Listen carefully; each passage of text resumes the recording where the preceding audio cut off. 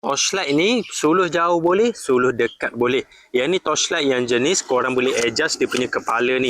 Setiap kali korang adjust dia punya jarak kepala ni, dia akan efek dekat saiz cahaya. Cahaya dia tu boleh jadi besar, boleh jadi kecil. Yang ni korang boleh guna untuk dua situasi. Kalau korang nak suluh benda dekat, korang tinggal rapatkan macam ni. Cahaya dia tu akan jadi lebih besar, lebih luas dan lebih terang. Kalau korang nak guna untuk suluh benda jauh, tinggal jauhkan dia punya lens macam ni. Cahaya dia tu akan jadi kecil, fokus dia ni memang jauh. Sebab dia punya lens depan ni jenis teleskopik macam ni. Jadi korang boleh adjust dia punya saiz cahaya. Yang ni torchlight yang jenis saiz besar tau. Kalau korang guna torchlight ni bawa pergi ronda memang ngam.